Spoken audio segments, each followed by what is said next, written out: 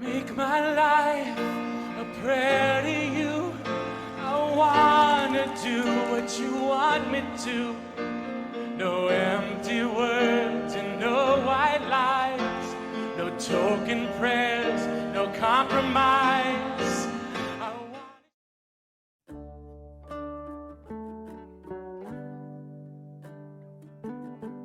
Luke chapter 9. He called the 12 together and gave them power and authority over all demons and to cure diseases.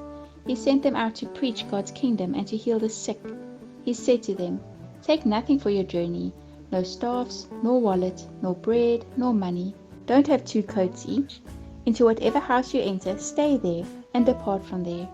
As many as don't receive you, when you depart from that city, shake off even the dust from your feet for a testimony against them."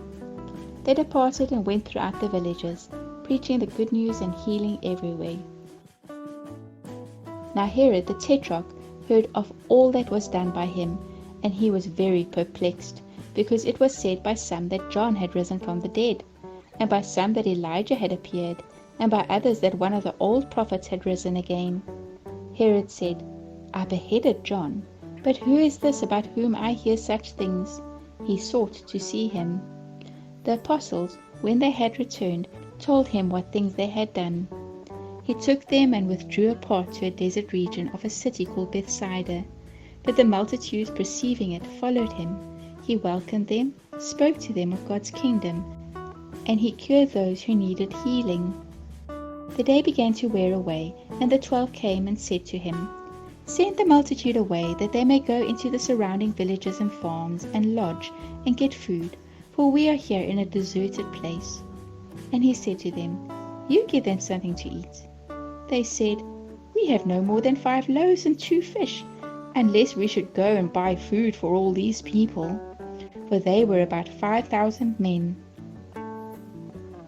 He said to his disciples, "Make them sit down in groups of about 50 each." They did so, and made them all sit down.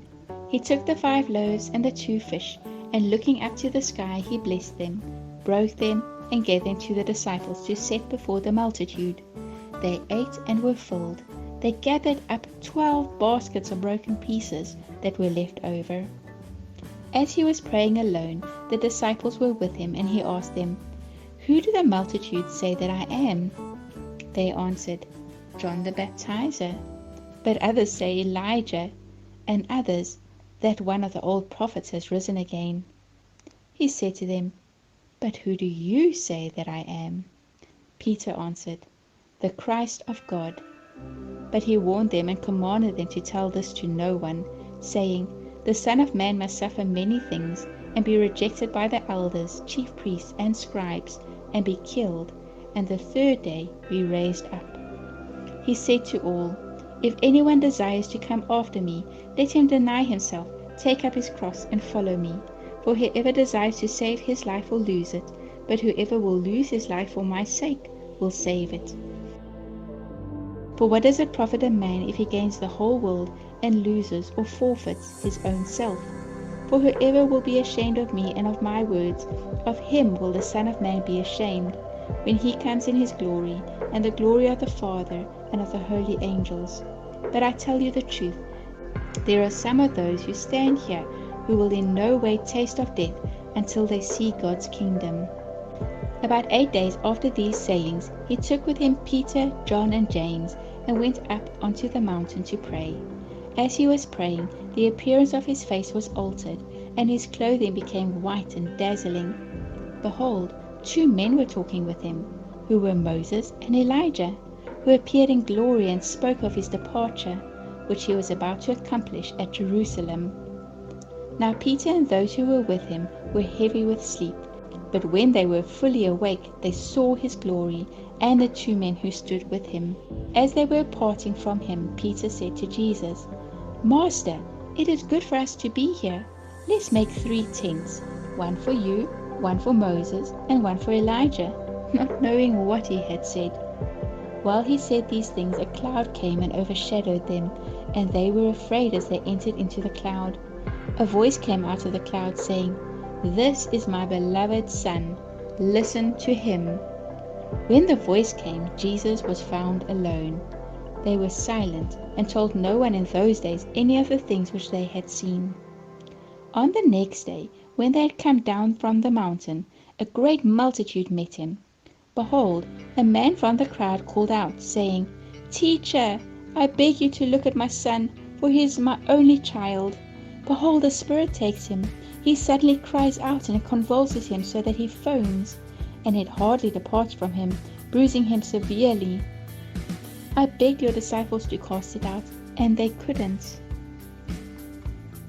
Jesus answered, Faithless and perverse generation, how long shall I be with you and bear with you? Bring your son here. While he was still coming, the demon threw him down and convulsed him violently. But Jesus rebuked the unclean spirit, healed the boy, and gave him back to his father. They were all astonished at the majesty of God. But while all were marveling at all the things which Jesus did, he said to his disciples, Let these words sink into your ears, for the Son of Man will be delivered up into the hands of men. But they didn't understand the saying. It was concealed from them, that they should not perceive it, and they were afraid to ask him about the saying. An argument arose among them about which of them was the greatest. Jesus, perceiving the reasoning of their hearts, took a little child and set him by his side, and said to them, Whoever receives this little child in my name receives me. Whoever receives me receives him who sent me. For whoever is least among you all, this one will be great. John answered, Master, we saw someone casting out demons in your name, and we forbade him, because he doesn't follow us. Jesus said to him, Don't forbid him, for he who is not against us is for us. It came to pass, when the days were near that he should be taken up, he intently set his face to go to Jerusalem, and sent messengers before his face. They went and entered into a village of the Samaritans, so as to prepare for him. They didn't receive him, because he was traveling with his face set towards Jerusalem. When his disciples, James and John, saw this, they said, Lord, do you want us to command fire to come down from the sky and destroy them, just as Elijah did? But he turned and rebuked them. You don't know of what kind of spirit you are, for the Son of Man didn't come to destroy men's lives, but to save them. They went to another village. As they went on the way, a certain man said to him, I want to follow you wherever you go, Lord. Jesus said to him, The foxes have holes, and the birds of the sky have nests, but the Son of Man has no place to lay his head. He said to another, Follow me. But he said, Lord, allow me first to go and bury my father. But Jesus said to him, Leave the dead to bury their own dead, but you go and announce God's kingdom. Another also said, I want to follow you, Lord, but first allow me to say goodbye to those who are at my house. But Jesus said to him, No one, having put his hand to the plough and looking back, is fit for God's kingdom.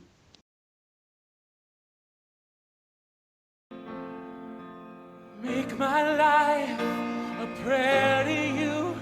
I wanna do what you want me to. No empty words and no white lies. No token prayers, no compromise.